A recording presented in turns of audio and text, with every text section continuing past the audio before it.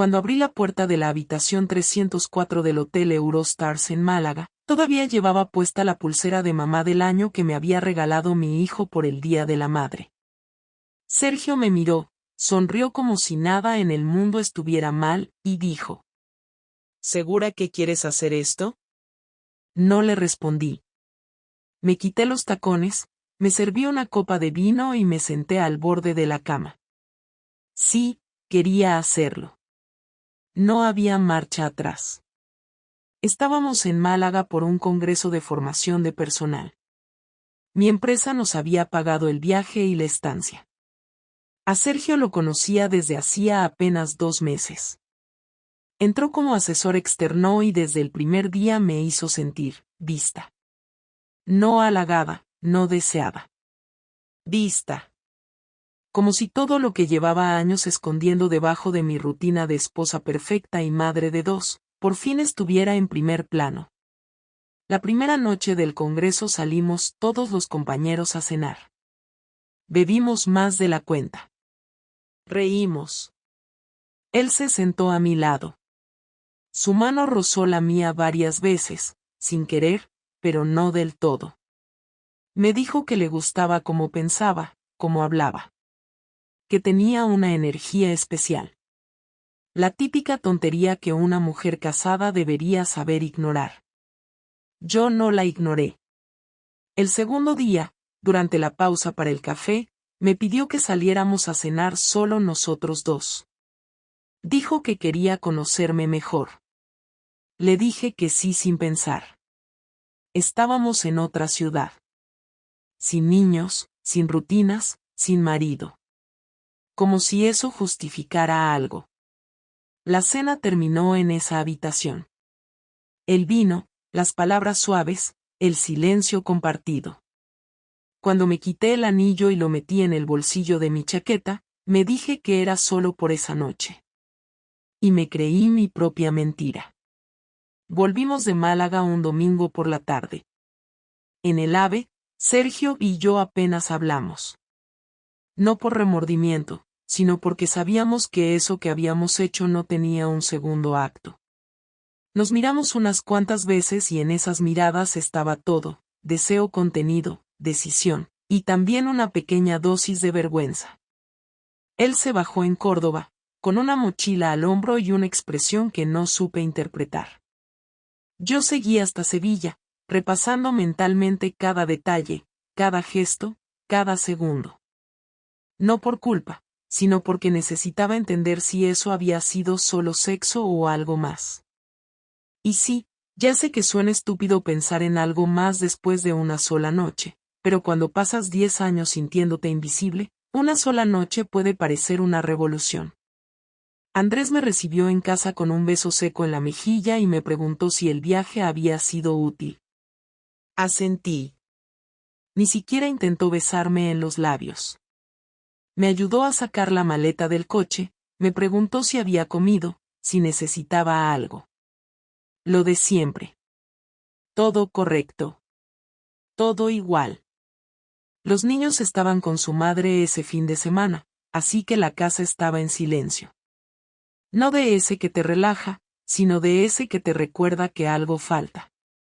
Me metí en la ducha más por protocolo que por necesidad, y mientras el agua me caía encima, repasaba en mi cabeza cómo había llegado hasta allí. Andrés y yo no estábamos mal, pero tampoco estábamos bien. Llevábamos demasiado tiempo funcionando en automático, como 2 compañeros de piso que se respetan pero ya no se miran a los ojos. Nunca hubo gritos ni peleas. Solo una calma incómoda. Y sí, claro que lo intentamos. Terapia de pareja, vacaciones para reconectar, cenas inmóviles. Nada funcionó. Porque el problema no era lo que hacíamos o dejábamos de hacer. Era que simplemente, ya no había nada más que hacer. Pero todo eso cambió 3 días después. Fue un miércoles por la noche. Andrés llegó del trabajo más temprano de lo normal. Llevaba una bolsa con comida de nuestro restaurante chino favorito, y una botella de vino que solíamos abrir cuando había algo que celebrar. Pensé que tal vez había conseguido el ascenso por el que llevaba meses matándose a trabajar. Pero su cara no mostraba alegría. Mostraba algo que no supe reconocer hasta que abrió la boca. Laura, ¿estás segura de que fuiste a Málaga solo por trabajo? Sentí que el suelo se desplazaba medio centímetro. No fue miedo lo que sentí, fue sorpresa. No me lo esperaba, al menos no tan pronto. Me senté en el sofá, crucé las piernas, y traté de mantener la compostura. ¿A qué viene eso? Pregunté, fingiendo que no entendía, aunque ya sabía perfectamente a dónde iba. Él dejó la bolsa en la mesa, se sentó frente a mí, y no me quitó los ojos de encima. ¿Te acostaste con alguien allá? Y ahí supe que lo sabía. No lo sospechaba. Lo sabía.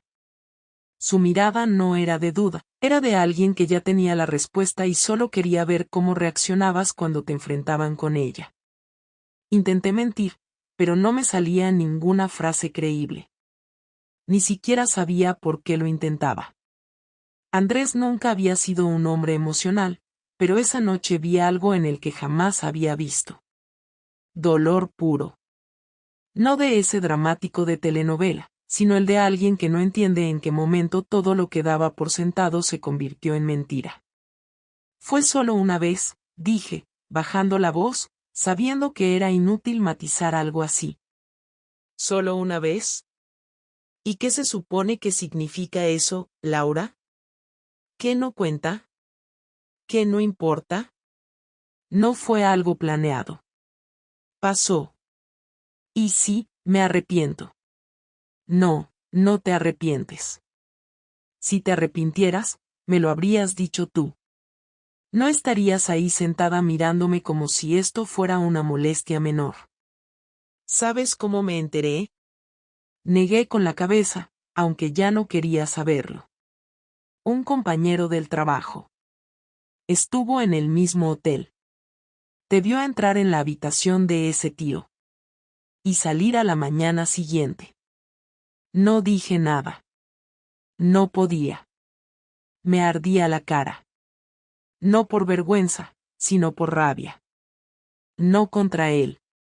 Contra mí. Por no haber tenido el control. Por haber sido tan estúpida. ¿Y qué vas a hacer ahora? Pregunté, sabiendo que la respuesta no iba a gustarme. Andrés se levantó, recogió la bolsa con la comida y la tiró a la basura sin mirarla. Voy a dormir en el sofá esta noche. Mañana decidiré qué hacer. Pero tú y yo, Laura, ya no somos lo que éramos. Esa frase, dicha con tanta calma, fue peor que un grito. Me levanté, fui a la cocina, y me serví un vaso de agua con las manos temblorosas. Por primera vez desde que volví de Málaga, sentí miedo. No miedo a perderlo. Miedo a perder todo lo que conocía. Porque aunque ya no hubiera amor como antes, lo que había era una historia. Una casa. Una familia. Y ahora todo eso estaba pendiendo de un hilo. Y yo era la que tenía las tijeras en la mano. A la mañana siguiente, me desperté sola en la cama. La puerta del dormitorio seguía cerrada, pero el silencio en casa era extraño, denso. Bajé las escaleras esperando encontrar a Andrés en la cocina, pero solo vi el mantel mal puesto, una taza vacía y el olor a café recién hecho. Estaba en el salón, sentado en el sofá con el portátil abierto y la mirada fija en la pantalla. No levantó la vista cuando me acerqué, no hizo ningún gesto. Como si yo no estuviera allí. Me senté al otro lado del sofá, sin saber si debía hablar o esperar que él lo hiciera. No tienes nada que decir, dijo sin mirarme. Ni una explicación decente. Ya lo dije todo anoche. No, anoche dijiste que fue solo una vez, como si eso lo hiciera menos repugnante. Pero no has dicho por qué. No has dicho que fallaba. No has dicho por qué preferiste follarte a un tío en una habitación de hotel en vez de hablar conmigo. No respondí enseguida porque no tenía una respuesta clara. Sabía que no se trataba solo de Sergio, ni de una noche, ni siquiera de lo que hicimos. Era el cúmulo de los años, del silencio entre nosotros, de las veces que fingimos estar bien cuando no lo estábamos, de los abrazos que no pedí y que él nunca ofreció. Pero decir eso en voz alta habría sido ponerle la culpa encima, y no era su culpa. Al menos no toda. No es que prefiriera eso. No fue una decisión fría. Fue algo que se fue dando. ¿Dando? ¿Cómo cuando decides qué postre quieres? ¿Vas al menú y eliges la infidelidad porque ya no te apetece lo de siempre? Estoy intentando explicarlo. Explícalo bien entonces. Me sentía sola. Vacía. Como si ya no formara parte de nada, como si estuviera en piloto automático. En casa, en el trabajo, contigo. Sergio me vio. Me escuchó. Me hizo sentir viva, aunque fuera por un momento. Y sí, fue un error, pero en ese momento no me pareció que lo fuera. Me pareció necesario. Andrés cerró el portátil con un golpe seco, se levantó y comenzó a caminar por el salón. No decía nada, pero sus manos se apretaban una contra la otra con fuerza, como si no supiera qué hacer con ellas. ¿Y los niños? ¿Pensaste en ellos cuando decidiste sentirte viva? ¿Pensaste en la familia que estamos construyendo? ¿O todo eso también te parecía aburrido? No fue contra ellos, ni contra ti. Fue algo que hice por mí. Y sé que suena egoísta, pero a veces el dolor no se grita, se acumula, y un día estalla. ¿Estás enamorada de él? No. ¿Volverías a hacerlo? No lo sé. Ahí lo perdí. No gritó, pero su expresión cambió por completo. Fue como si le hubiera quitado el aire. Dio media vuelta, salió del salón y subió las escaleras sin decir una palabra más. Me quedé allí, sentada, escuchando cada paso, cada puerta que se cerraba, preguntándome en qué momento exacto mi matrimonio se había convertido en esto. Pasaron 3 días. No dormíamos en la misma cama. No hablábamos más que lo justo delante de los niños. Él evitaba mirarme. Yo evitaba hacerme la víctima. Nadie quería ser el primero en ceder. Hasta que el sábado por la noche, después de dejar a los niños con su madre, Andrés me pidió que lo acompañara al coche. Pensé que íbamos a hablar. Pero no. Abrió el maletero y me mostró una maleta. Me voy a casa de mi hermana unos días. Necesito estar lejos de ti. Necesito pensar sin tener tu cara delante recordándome cada detalle. ¿Y los niños? Los veo cada tarde.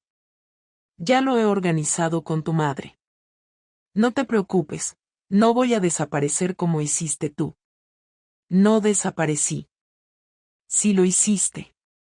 En el momento en que decidiste acostarte con otro, desapareciste. No sé quién eres. Y no sé si quiero seguir averiguándolo.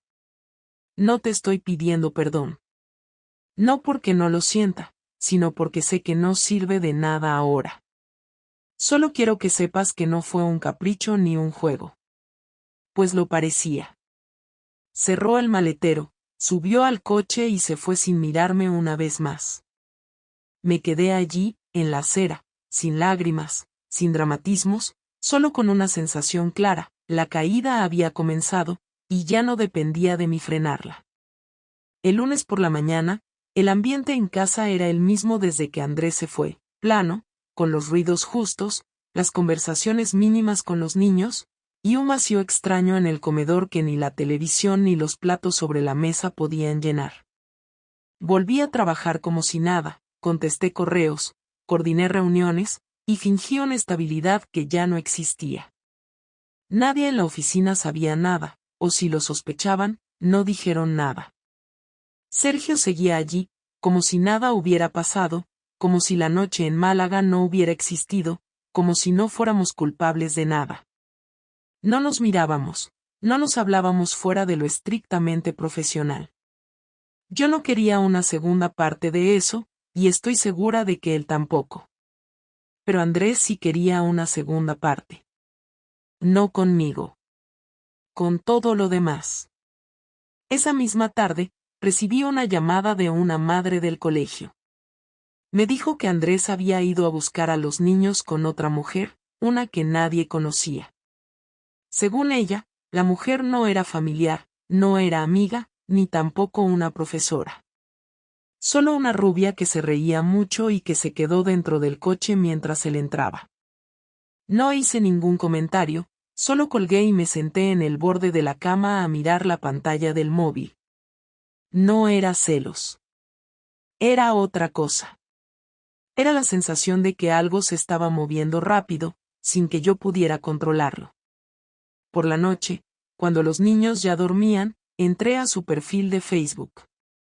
Andrés era de esos que rara vez publicaban algo, pero vi que había subido una historia, una foto de una terraza, 2 copas de vino, y una mano femenina con uñas rojas sujetando la suya. No mostraba su rostro, no decía nada explícito, pero no hacía falta. Lo entendí perfectamente. Esa era su forma de contestar. No con insultos, no con gritos, sino con hechos. No sé si esperaba que me doliera, pero lo hizo. No porque quisiera volver con él, ni porque pensara que aún me quería. Me dolió porque entendí que no pensaba perdonarme. No había posibilidad de recomposición. Había tomado una decisión. Y había empezado su propia manera de vengarse. Fría, calculada y pública. Al día siguiente, la bomba explotó en otro frente. La directora de Recursos Humanos me llamó a su despacho con cara seria. Apenas cerré la puerta, me dijo que se había abierto una investigación interna por una posible relación inapropiada entre empleados. No dijo nombres, pero no hacía falta. Me pidió que explicara si había tenido un comportamiento fuera de las normas con algún compañero, y si era cierto que durante el congreso en Málaga había estado a solas con Sergio fuera del horario laboral. Intenté mantener la calma, negué de forma ambigua, dije que tal vez había malentendidos, que era normal socializar durante estos eventos. Ella me miró como si ya supiera todo, como si solo esperara que lo dijera yo misma. Al final me pidió que firmara un documento donde me comprometía a colaborar con la revisión interna. No era una amenaza directa, pero era una advertencia. Al salir de la oficina, me crucé con Sergio en el pasillo. No dijo nada, pero por primera vez no desvió la mirada. Me sostuvo la vista un segundo más de lo normal, como si supiera que todo se había descontrolado. Volví a casa más temprano de lo habitual, sin ganas de ver a nadie ni de hablar. Me encerré en el cuarto, apagué el móvil y me tumbé en la cama. A los pocos minutos, sonó el timbre. Pensé en ignorarlo, pero algo me hizo levantarme. Era la madre de Andrés. Traía una caja con cosas suyas. Me la dio sin decir nada, sin saludar siquiera. Me la dejó en la puerta y se fue. Cuando abrí la caja, encontré su reloj, unas camisas dobladas, un libro que le había regalado para nuestro aniversario, y una nota: lo tuyo te lo mandaré más adelante. Por ahora, no quiero ver ni tu cara ni tus cosas en su casa. El golpe no fue la caja. Fue su madre. Ella, que siempre había sido una mujer fría, sí, pero nunca grosera. Ella, que jamás se metía en nada, ahora formaba parte del bando de Andrés, sin disimulo. Los días siguientes fueron una cadena de pequeñas humillaciones. En el colegio, algunas madres ya no me saludaban. En el trabajo, los comentarios velados aumentaron. En casa, los niños empezaban a notar el ambiente, preguntaban por su padre, por qué ya no venía, por qué dormía en otra casa. Les mentí, les dije que estaba trabajando mucho, que era temporal. Sabía que no podía sostener esa mentira mucho más. Y mientras todo eso pasaba, Andrés seguía publicando fotos, saliendo con esa mujer, dejando que todos supieran que estaba bien, mejor que nunca. No me lo decía directamente, pero el mensaje era claro: tú lo empezaste, yo lo termino. Tú rompiste lo nuestro, yo me encargaré de que te arrepientas cada día. Y sí, me arrepentí. Pero no del todo por lo que hice. Me arrepentí de haberlo hecho tan mal. De no haber tenido el valor de hablar antes, de enfrentar las cosas cuando aún tenían arreglo. Ahora ya no había nada que hablar. Andrés había iniciado su venganza, y lo estaba disfrutando. Pasaron casi 2 semanas sin que Andrés y yo cruzáramos una sola palabra fuera de lo necesario para coordinar a los niños. En casa todo seguía un orden forzado, una rutina impuesta por la necesidad de no desmoronarnos del todo. No había gritos, no había reproches nuevos, pero tampoco había señales de que algo pudiera recomponerse. Una noche, mientras cenábamos los 3 en silencio, nuestro hijo menor, sin levantar la vista del plato, preguntó si papá ya vivía en otra casa. No supe qué responder. Mi hija, que es mayor, directamente se levantó de la mesa y se encerró en su cuarto. Al día siguiente, llamé a Andrés. Le pedí que habláramos. No me preguntó de qué, solo me dijo que podía pasar esa misma tarde. A las 7 en punto, llegó. Iba vestido con ropa de oficina, pero sin su habitual mochila. Solo traía las llaves en la mano. Entró sin saludar, sin besar a los niños, como si ya no fueran suyos, o como si esa parte ya no le tocara a él. Nos sentamos en el comedor, uno frente al otro, como si fuéramos 2 desconocidos negociando un contrato. ¿Qué quieres saber?, preguntó él, con un tono tan seco que me costó sostenerle la mirada. Nada. No quiero saber nada. Solo quiero que hablemos. Que pongamos las cosas sobre la mesa. No puedo seguir así. ¿Así como? Como si no existiera. Como si todo se hubiera terminado sin más. Como si no tuviéramos nada que resolver. ¿Y qué quieres resolver, Laura? ¿Quieres que te perdone? ¿Que volvamos a dormir juntos? ¿Que haga como que no pasó nada? Porque si eso es lo que quieres, no cuentes conmigo. No quiero que finjas nada.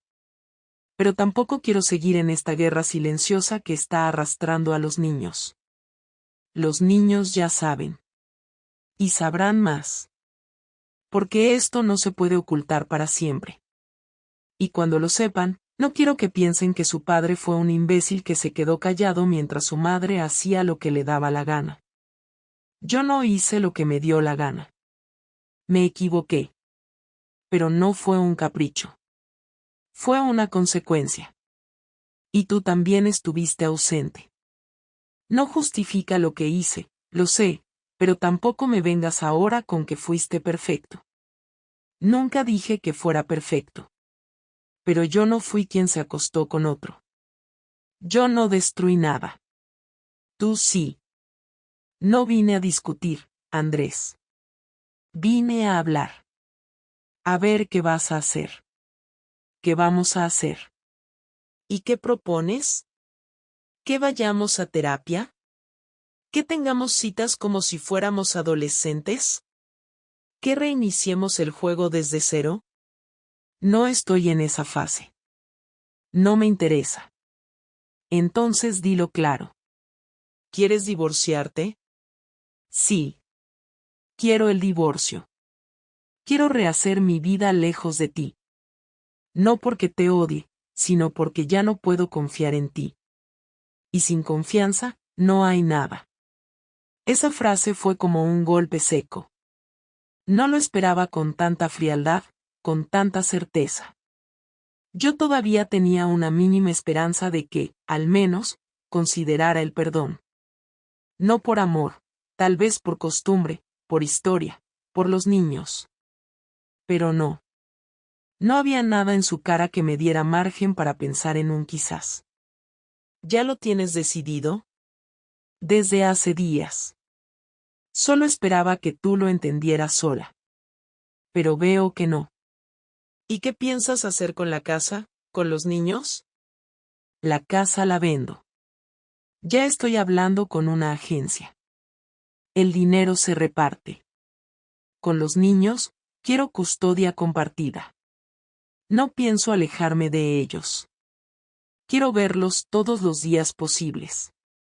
Y no me voy a ir a vivir lejos. Me alquilaré algo cerca. ¿Y la mujer esa? No te importa. ¿La estás viendo en serio? No es tu problema. Igual que Sergio ya no es asunto mío. Guardé silencio. No por resignación, sino porque me di cuenta de que insistir solo iba a empeorarlo todo. Andrés ya había pasado página, al menos en su mente. Ya no había amor, ni siquiera rabia. Solo determinación. Se levantó, me miró unos segundos y dijo algo que me dolió más que cualquier insulto. Tú no eres mala persona. Pero lo que hiciste nos rompió. Y yo no quiero vivir con alguien que, en el fondo, no me eligió. Me quedé sentada un rato más, escuchando a los niños discutir en el piso de arriba, escuchando el ruido del portazo suave que hizo Andrés al salir. Ya no había gritos ni llantos, solo una certeza que crecía como una roca en el estómago. Esto se había acabado. Lo único que quedaba era entender cómo seguir con lo que quedaba. Han pasado 3 meses desde aquella conversación en el comedor. Andrés se mudó a un piso pequeño a 15 minutos de aquí. No es especialmente bonito, pero tiene lo necesario y está cerca del colegio de los niños. Hablamos solo por temas logísticos. No hay insultos ni reproches, pero tampoco hay sonrisas. Mantenemos la distancia como si estuviéramos obligados a no causar más daño, pero sin posibilidad alguna de acercamiento. Él ha seguido con su vida. No me ha hablado más de la mujer de las uñas rojas, pero sé que siguen viéndose porque los niños han preguntado por ella. Dicen que es simpática. Dicen que no intenta ocupar mi lugar. Y me lo dicen con cuidado, como si supieran que esas palabras pesan. Yo, por mi parte, no he vuelto a saber nada de Sergio.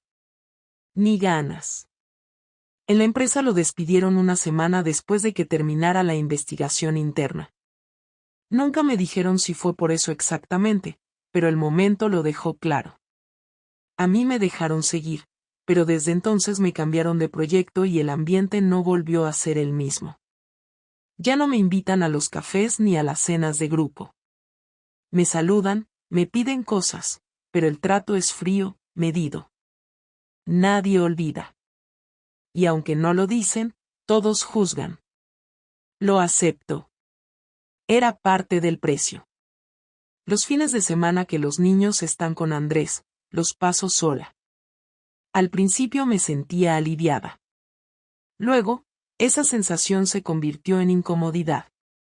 Ahora ya es solo costumbre. Ordeno la casa, hago la compra, cocino para uno, pongo música, y espero que el domingo por la tarde llegue para que me cuenten lo que hicieron, lo que comieron, si vieron alguna película juntos.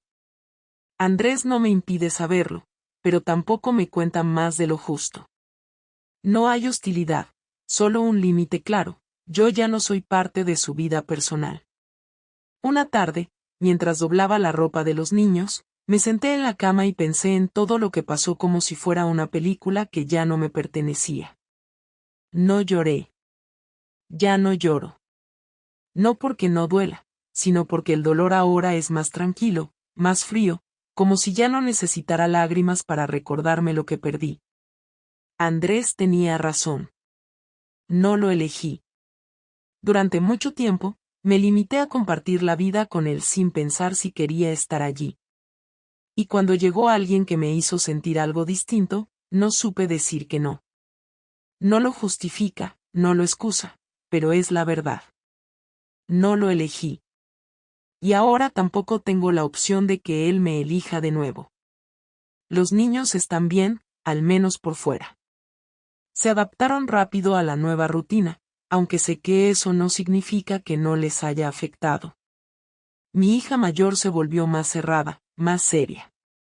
Mi hijo pequeño a veces hace preguntas incómodas, como ¿por qué no dormimos todos juntos o si vamos a volver a ser una familia? No sé qué decirle, así que invento respuestas suaves, ambiguas. No quiero que me odie, pero tampoco quiero mentirle. Andrés no les ha contado nada, o al menos no directamente. Y yo he decidido no defenderme. Si algún día me preguntan, les diré la verdad sin adornos, sin victimismos. No quiero ser la madre perfecta, solo quiero ser honesta. Ya fallé una vez, no quiero seguir fallando. He aprendido varias cosas, no por sabiduría, sino por golpe. La primera es que no basta con decir que uno está mal. Hay que actuar antes de que el malestar se vuelva costumbre. La segunda es que el perdón no es obligatorio, ni siquiera cuando hay amor de por medio. Y la tercera es que nadie tiene garantizado el lugar en la vida del otro. Por muchos años que pasen, por muchos hijos que haya, todo puede cambiar. Y si no estás presente, si no cuidas lo que tienes, alguien lo cuida por ti.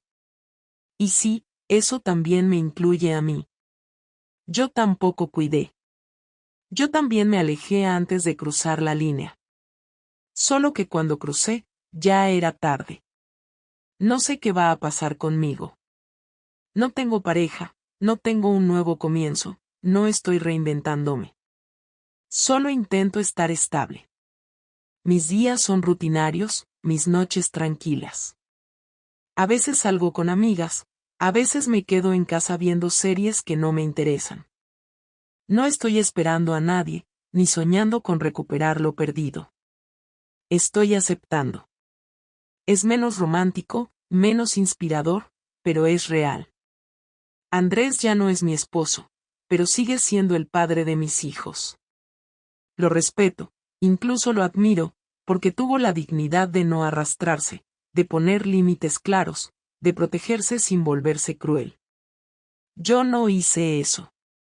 Y aunque no me detesto, reconozco que fallé en lo más básico, ser leal a quien me eligió cuando nadie más lo hizo. Esta historia no termina con reconciliaciones, ni con segundas oportunidades, ni con discursos emocionales. Termina con una mujer que aprendió de la peor forma que las decisiones tienen consecuencias. Y que no hay forma de volver atrás cuando cruzas ciertas líneas. No estoy buscando compasión, ni comprensión. Solo necesitaba contarlo. Para que no se repita. Para no olvidarlo. Y porque, aunque nadie lo diga en voz alta, hay muchas como yo. Solo que no todas se atreven a escribirlo.